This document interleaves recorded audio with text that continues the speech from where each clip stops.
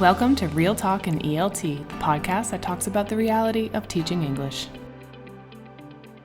Like teachers have to be super productive. But I believe you're very organized. At least I have this idea. I try to be.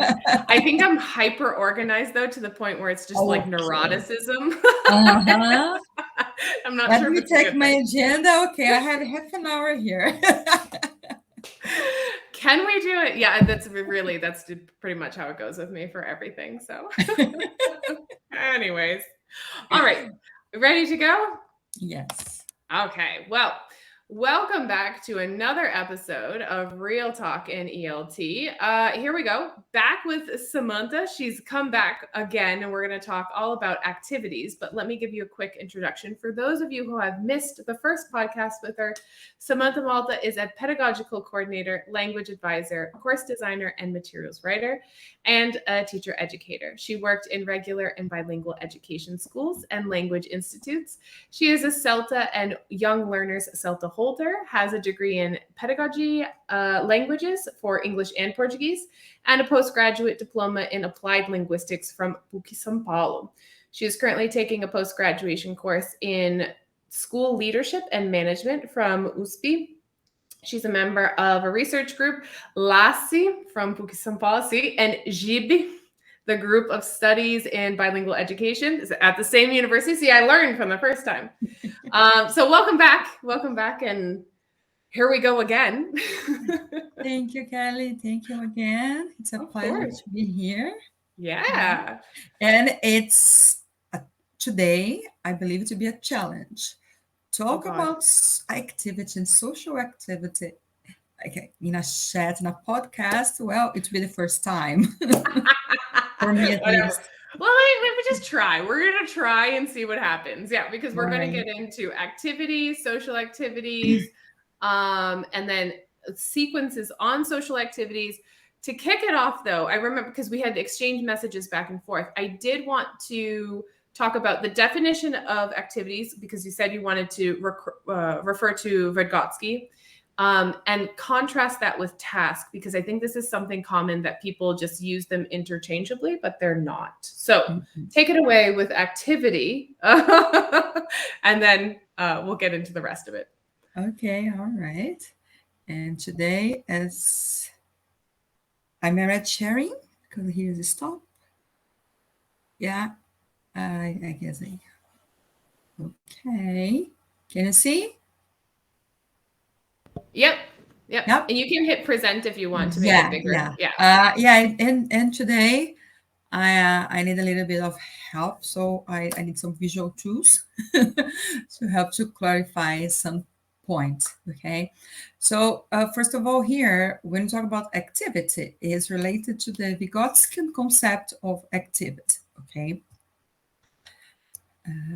so according to the Vygotskian concept of activity, it's a set of actions mobilized by a group in order to achieve a common goal.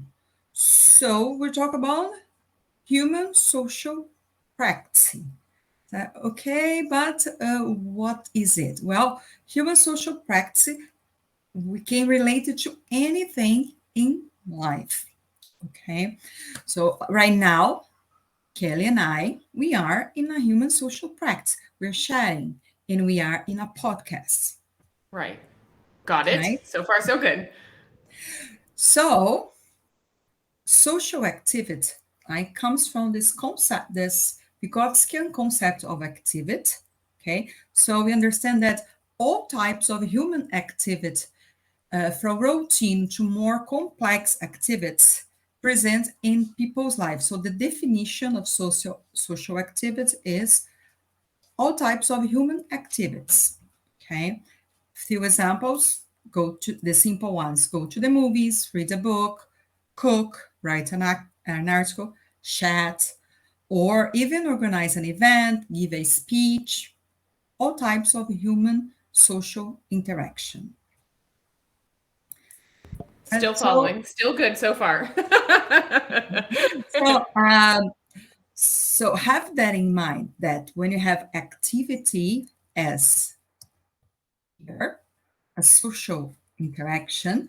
What's the difference, like you asked me, from task? And Kelly, you might have a different definition, and I'd love to hear, okay, of task, all right? But Sure. here, we have activity as a social practice and task.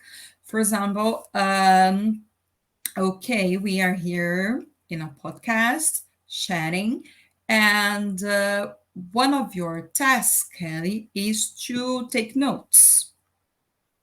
Okay, Right. Mm-hmm. right?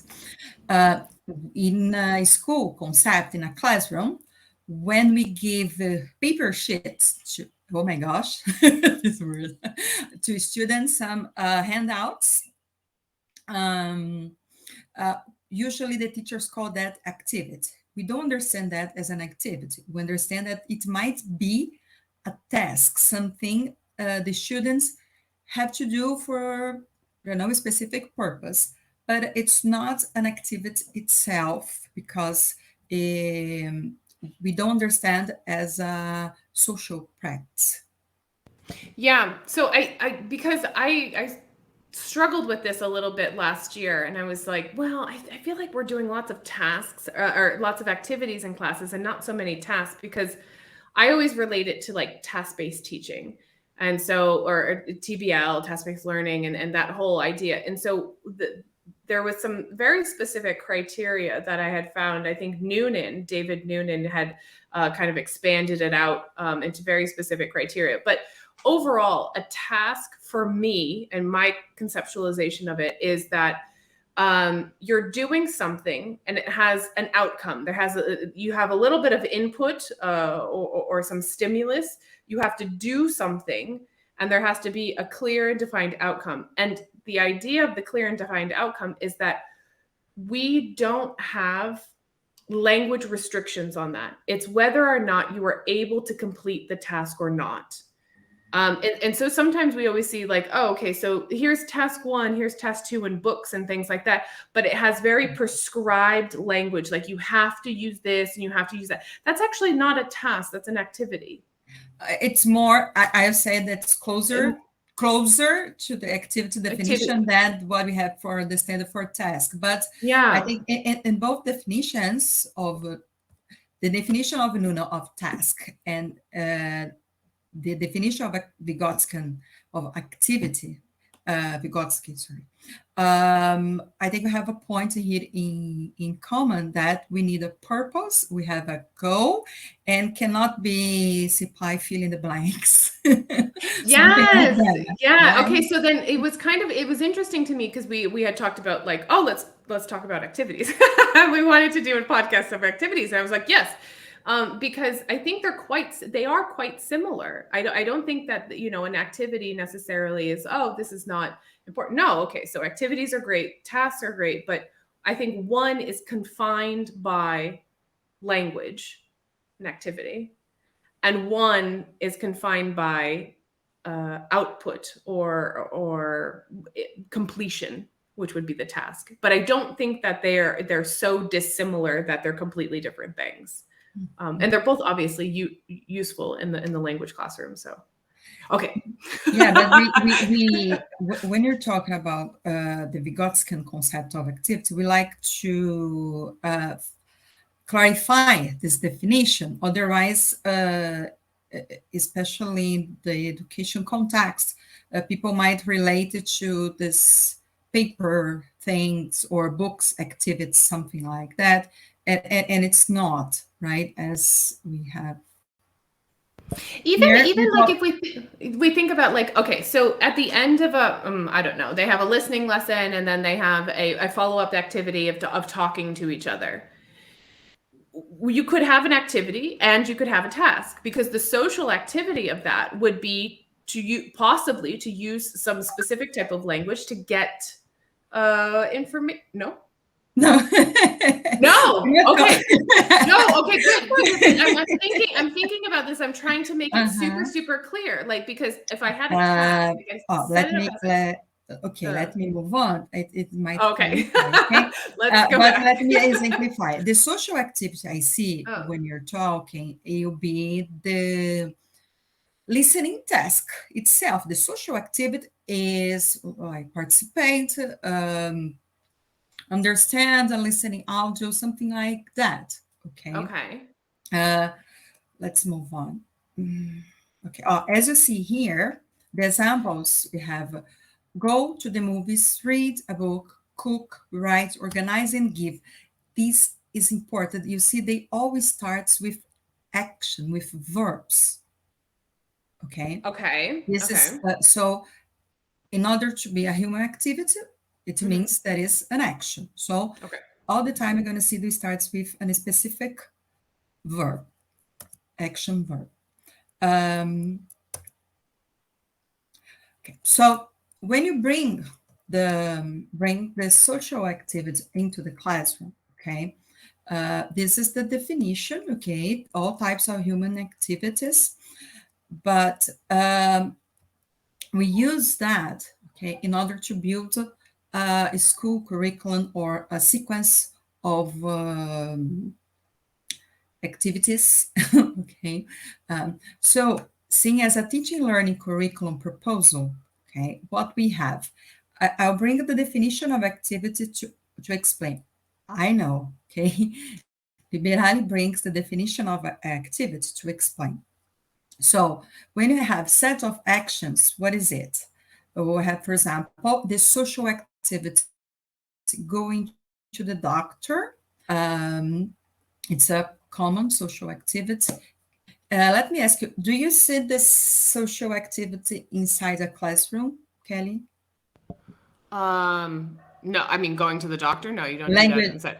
I mean, you can Well, teach how to if help you're somebody go to the teaching, doctor. yeah, if you teach children, I mean, in terms of, well, I mean, they it's do hard to. sometimes. I don't teach I can children see you. very Sorry, just a honestly. second. Just a moment. Okay, No, okay. I don't teach children. So honestly, I would like maybe if they're playing, they're playing doctor, possibly, Okay, so they're. let me clarify. Yeah, I asked at the setback because people may look like that. We Mm, can look thinking in a classroom context or mm, not, okay? Because social activity was not something uh, built to use at school. No, we are using in the educational context, okay? So when you talk about social activities, yeah. when you talk about activities, when you read Vygotsky talking about that, it's not related, it's related to education, but not related only. It was not built to, we develop a school curriculum. That's what I mean. Okay. All right. Got it. Okay. So, okay. So here, let's, if you don't take the consideration the school context. Okay, let's think about here. Set of actions. Well, I have to schedule an appointment, discuss the symptoms with the doctor. I may have to pay for that. So mobilize it by a group. Well, in my family together goes to the doctor. Institutions have to think about that. The government, school, public schools. To achieve a certain motive, a certain goal. Okay. Well, if I go to the doctor, I have a problem. I need to get well. Okay. I may need a treatment. Okay. And and if I have a goal, it means I have a need. Okay. You satisfy a specific need: wellness, good health, stability, etc. All right. Okay, now I'm going to use the same information, okay, and I'll tell you, I use this in a school context, right? Here, let's imagine young children, okay, when they're learning, they do learn, okay, in the kindergarten, how to brush teeth, they need to wash their faces, and all this kind of things they learn at school, okay? So I can simply prepare take them to the bathroom and teach them how to brush the teeth. Okay. Or I can build a sequence of classes based, for example, okay, could be something different, going to the doctor and add this moment of brushing teeth in the classes. Okay. And when I'm building with this social activity in mind, I have to think in all this, in the actions, what's going to happen, the people involved. That's what we have here. All right. Who are the people involved in the situation going to the doctor, in the social activity? Why I'm going there? Well, the doctor, what the tools he's going to use? I'm the patient. What do I need? Are there any rules when I'm at the doctor? How should I behave? How should I talk? How the task division works. I mean, I'm the patient, so I'll tell the problem. I need to explain. The doctor, as a doctor, he needs to listen, to look like a dentist, well, look and examine. If you think in all the moments involved in this social activity. Here in this picture is the social activity playing in orchestra. Totally different, right? Can I bring playing orchestra to the school? Sure. Okay. And you may ask, Samanta, how do you choose the social activities? Well, so this together with the school community or the teacher, we're going to check the students' needs. This is the ideal, okay? The students' need, what makes sense, okay, for them. And okay, we have BNCC, and we add, okay, the BNCC together, okay, how? I need to show, just a moment. It is here.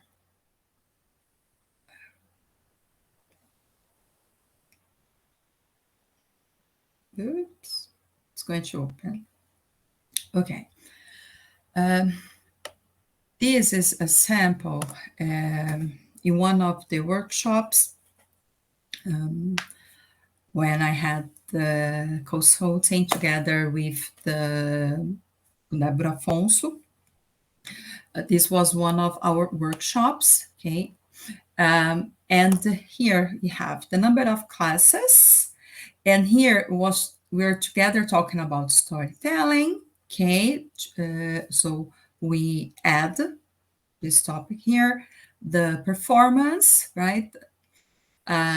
All the songs you'll be involved with because it was a workshop for teachers that teach young kids, all right? And you see here we have BNCC.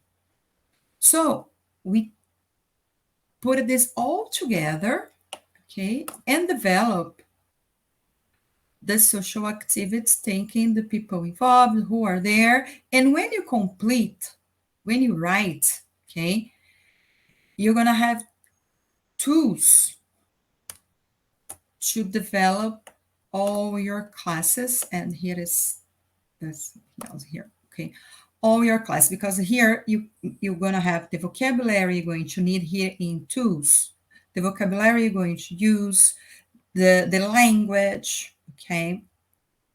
When you talk about the rules and tasks divisions during the performative play, okay, we're going to have a better vision how to work with that, okay. And it's not only the teacher, but the teacher and the students, okay. And so so this let me for people who aren't I know it's watching, not simple. it's not okay. So for people who aren't watching, there's like it pretty much is. I'm going to classify it as a lesson plan, like a very specific kind of lesson plan, almost like it's pre-planning phases of integrating this into the. So we can say quotation marks quotation marks lesson plan, right?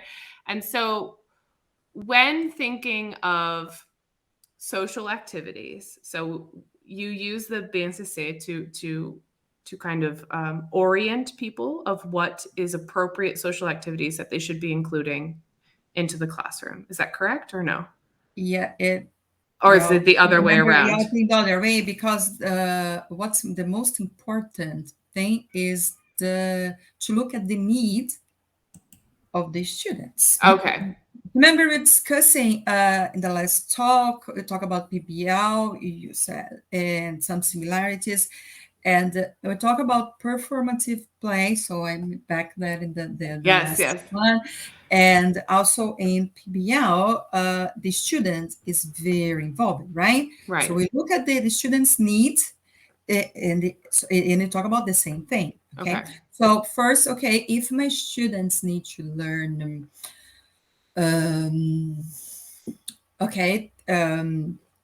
preparing, let's say,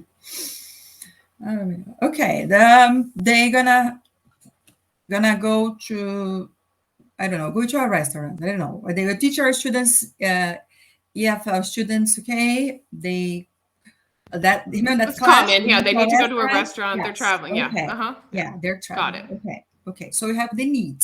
Right. Purpose. So in a regular school context, okay, I'll take a look at the NCC. Okay, and when I think going in a restaurant, let's see, it needs language. It also can involve math because I have to pay.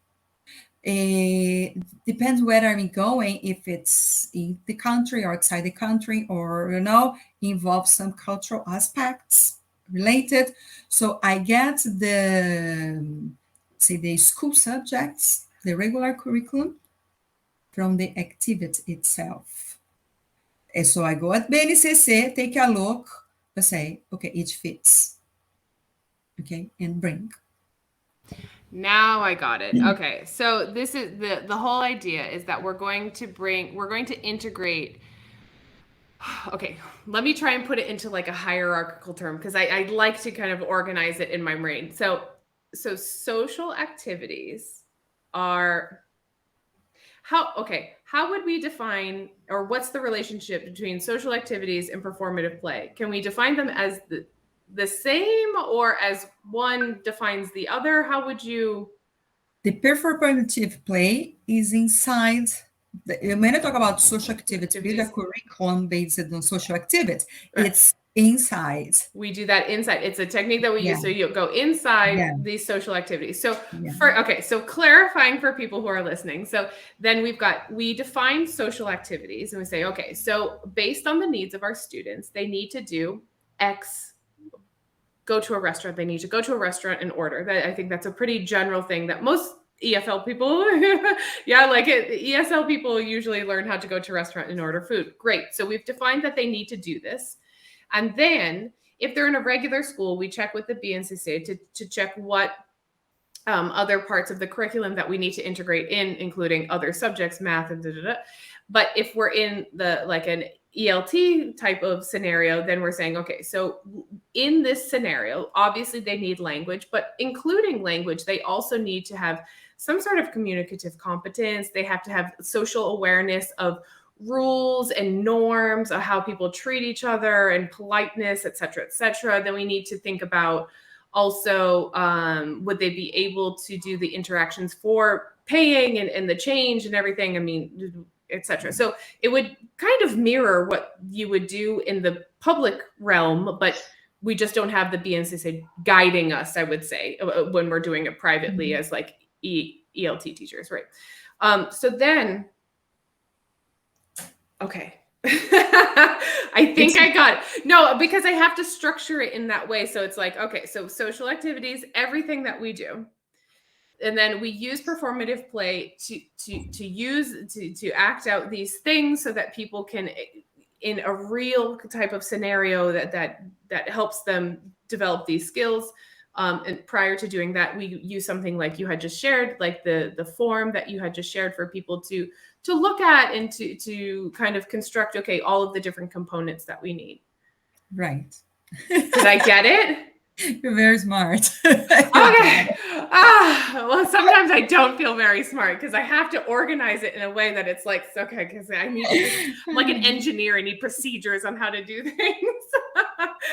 Okay, great. Then, now what? Okay. And then you develop, it's the part, it's missing. Got it. Yeah. Okay. Now what do we do? That I covered because we're not going too deep into that. Remember the first one, you get the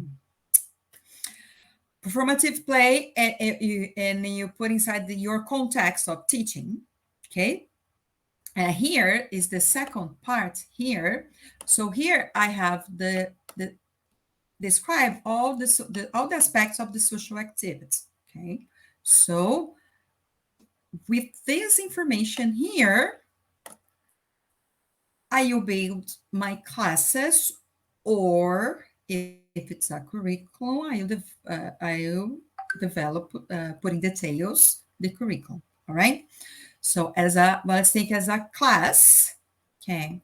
I have the moment here, let me clarify, okay? This step by step here is because we use the multiliteracy concept, okay, of teaching, learning, pedagogy of multiliteracy, New London Group, okay, where we believe, okay, maths with our conceptions, okay, of maths with the social activity conception of teaching and learning.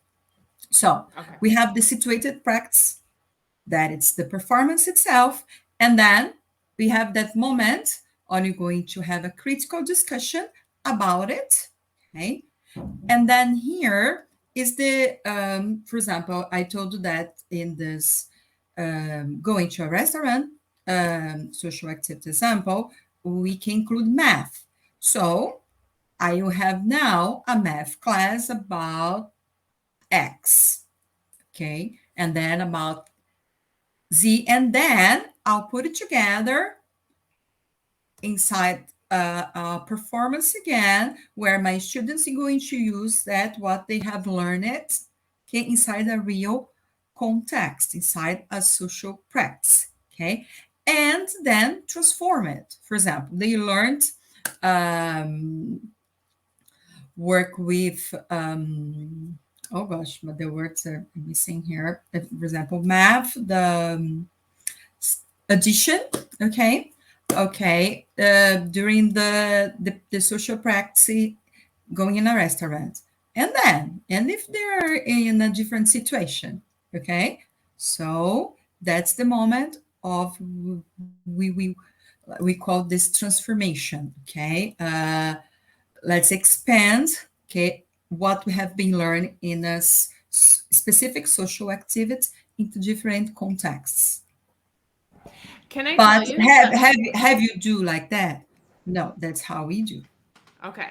Okay, so that's not the necessity, but that is like one of the ways Because that you it's explain possible. it and you ask me, and then. No, because I always want the and then. And it's like I ask my students, why? And it was Constantly. missing, and it was missing. And then the And class then itself.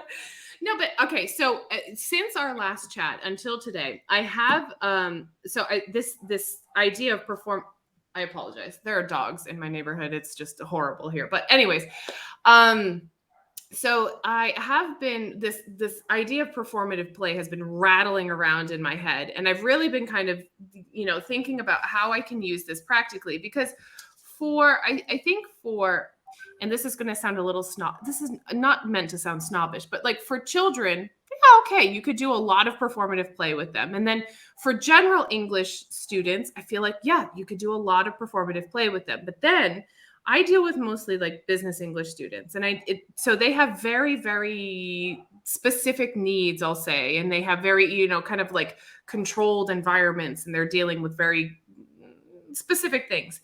And so I was thinking to myself, well, how could I do this with them? Because I think it makes sense to me that I would have a lesson that was based on performative play. They would have some reactions and reflections about it and thinking about it. And so I was thinking about doing something along the lines of like a problem solving type of thing. Like I'm very dramatic. So, oh my God, I had this problem. And then, my students help me kind of problem solve whatever's going on in my fictional life. Usually my regular life is dramatic too. But okay, so they do that. And then we kind of break it down and analyze some of the things that they had to do. So they had to show sympathy, and then they had to offer suggestions, and they had to, there's components that they had to do, mostly linguistic components, but also other ones.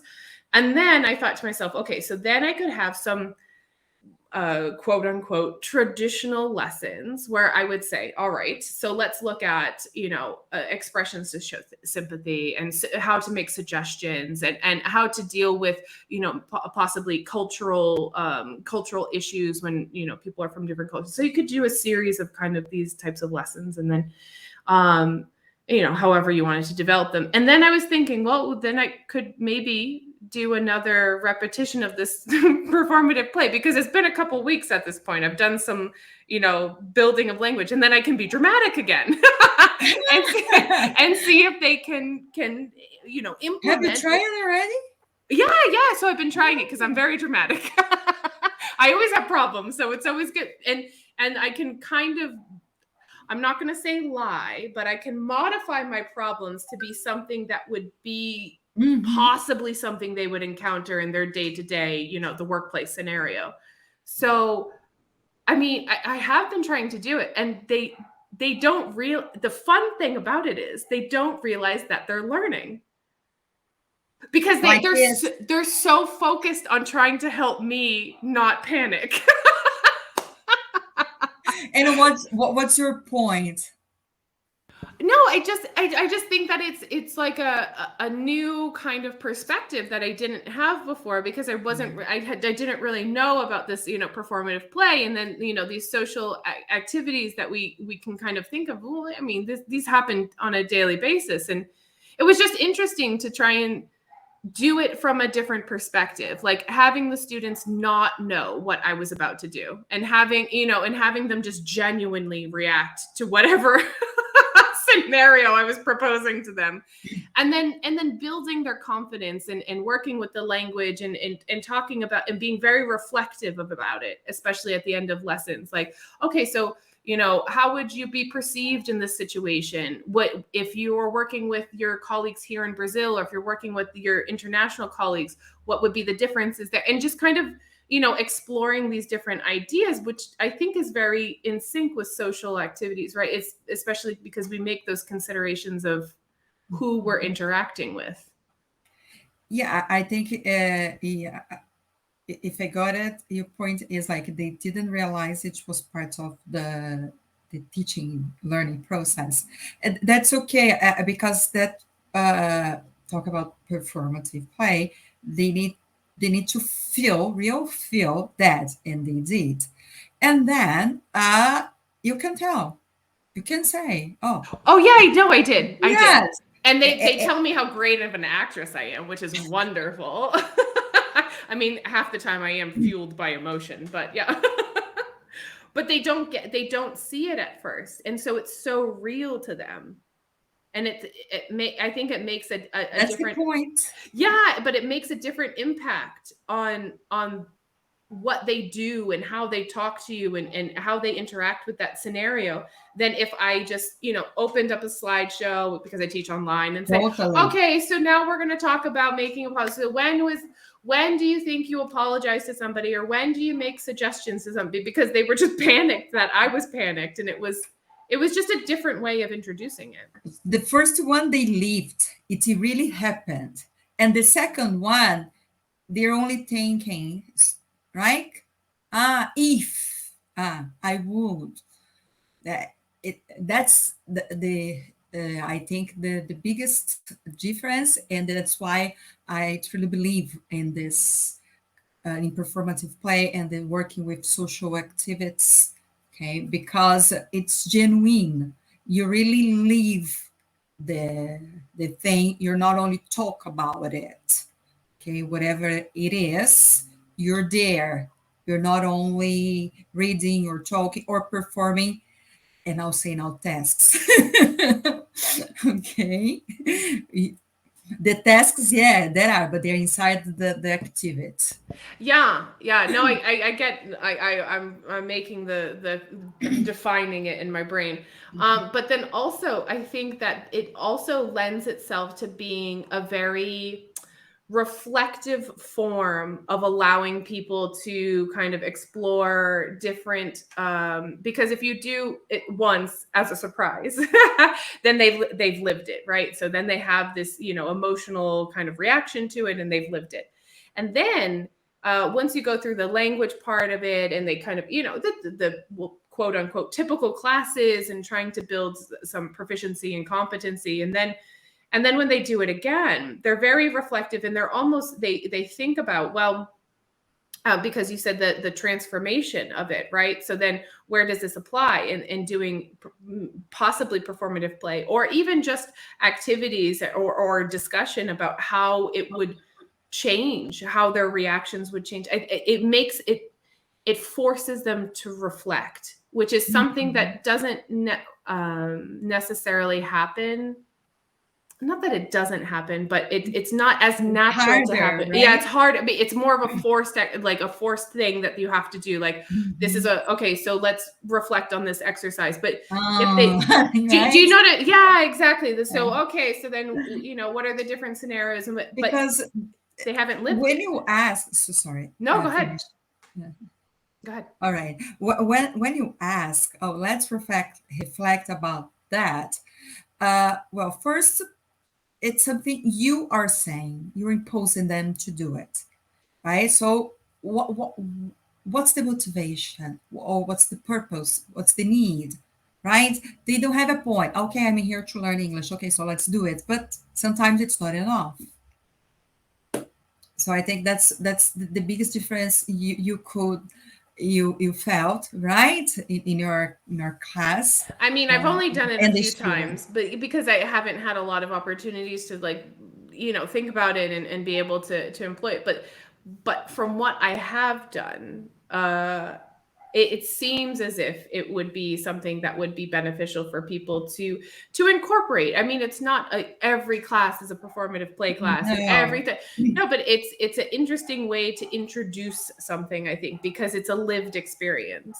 And when if the students, okay, understand, and here talk about adult students, when they understand that they like it, then it doesn't need to be something surprise all the time for them to feel, okay, because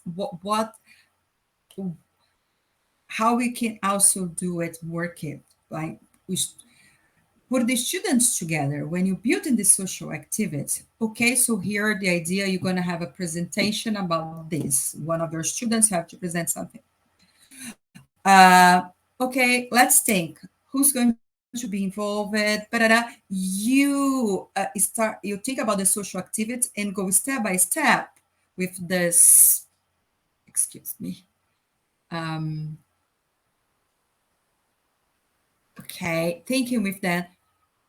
Who are the people involved in the community, like the business community there? Why you're doing that? What are the tools? With that, you develop the whole the social activity itself, and the task division. Okay, who's going to be the one that's going to ask this? Who's going to be the one that's going to do that?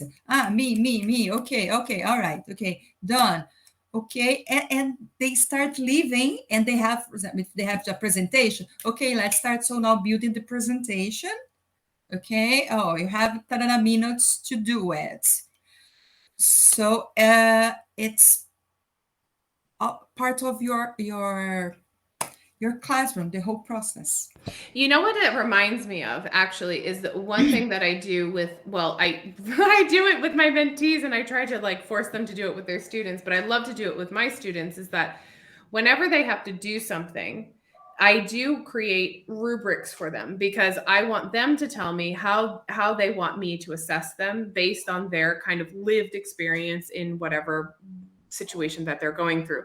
So for example, if they have to give a presentation, I say, I've done this before, and I just actually didn't realize that I was doing the little divisions that you had on the social activities. But because what I was trying to do was build a rubric for them. So I would say, okay, so who are you presenting to? What are the goals? What are the values of this community in terms of this language community that you're operating in?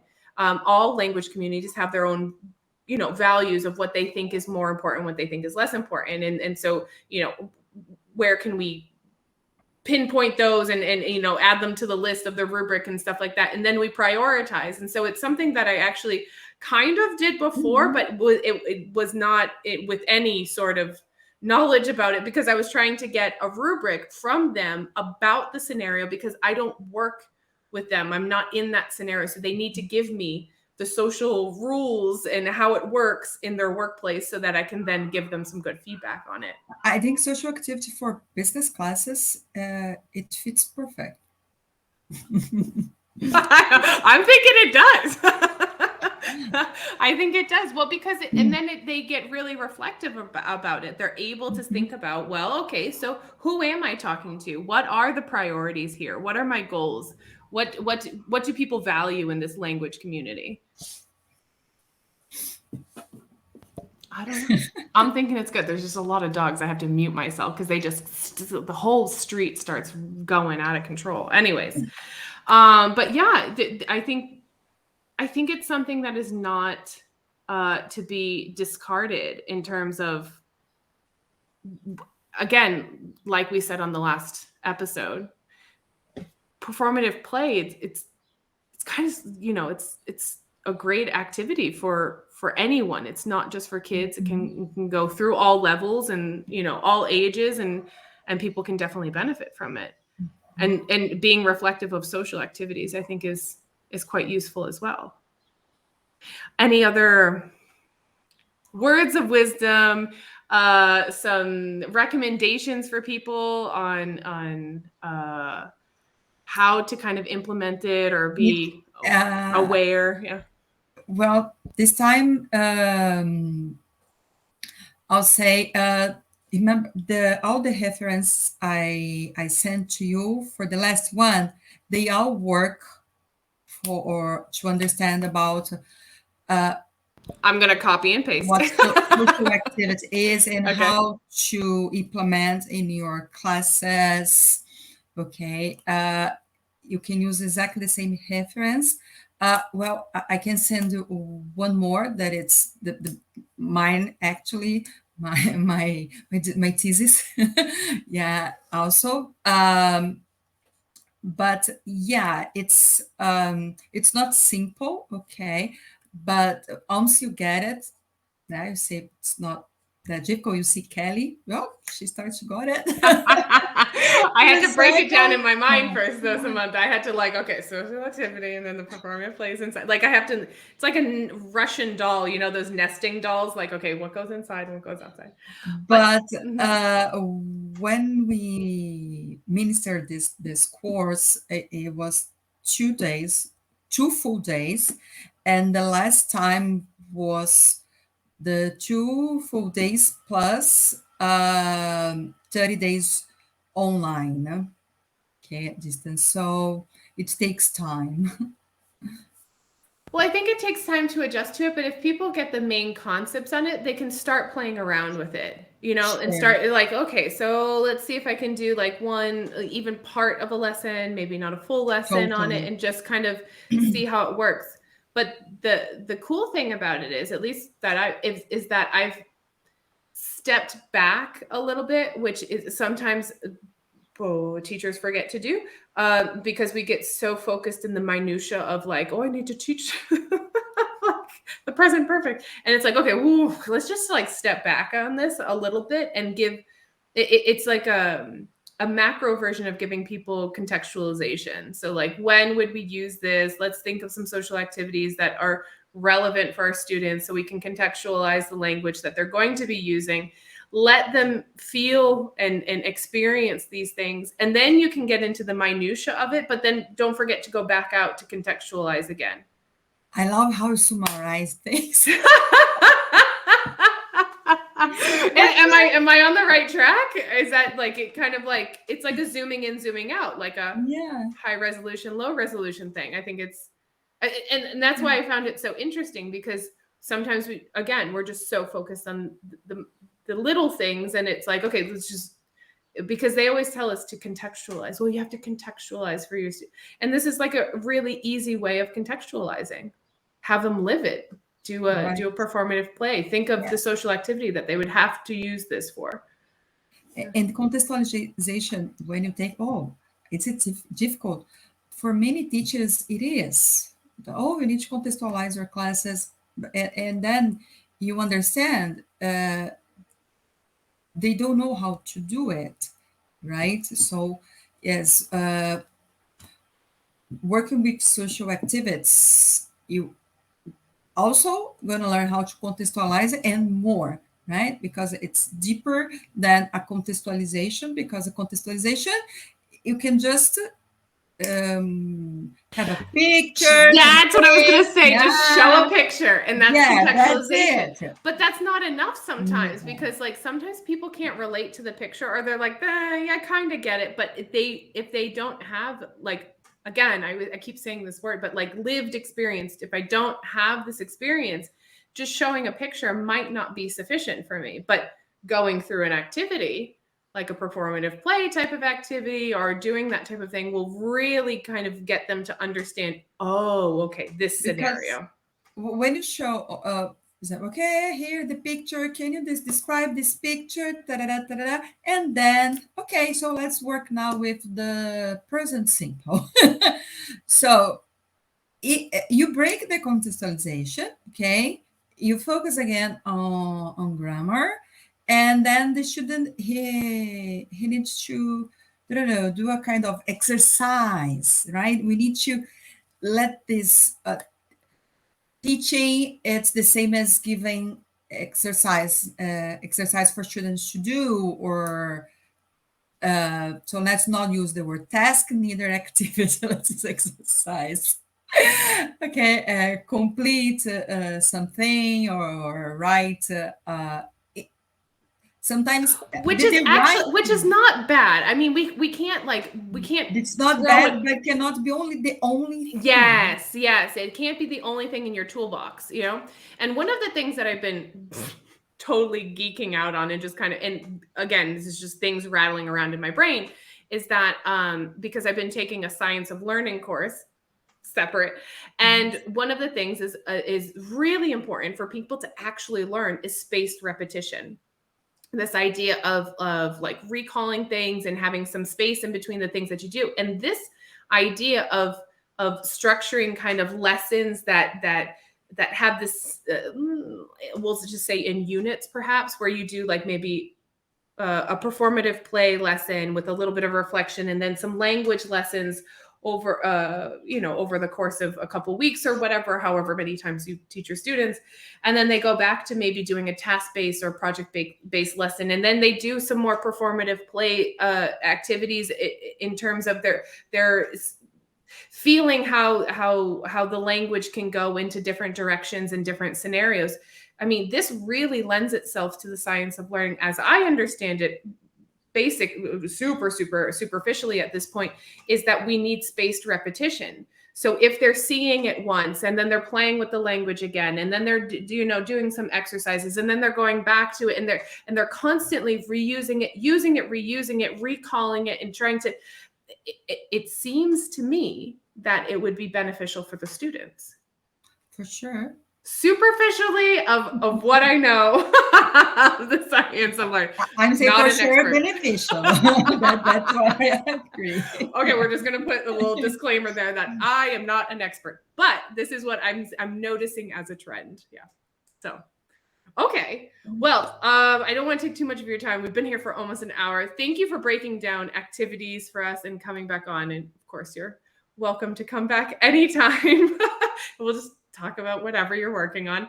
And of course, I'll link all of the resources again, and your thesis paper, so that people can read it if they're interested, and encourage people to start using this social activities, performative play. Let's try to get it into the classroom because it's helpful. Anything else? Oh, thank you very much, Kelly. Okay. And it's a pleasure to be here again. Now that I'm following you at the Instagram and seeing your videos, I'm getting, okay, I'm Kelly's fan now. Yay! We just are fangirling each other. It's great, isn't it? And how you summarize the things also. Yeah. And I just saw your post. You're giving a course at São Paulo Open Center. I say am. people go. She knows how to explain things very well. Oh, thank you. I appreciate that. It's been wonderful talking to you today. And again, come back anytime and we'll have a chat. Thank you. Okay. Ready to join the conversation? Head on over to Instagram at Kelly Pennington ELT and send me a message. That's it for now. Take care of yourself, your health, your vibe, and your tribe. Until next time.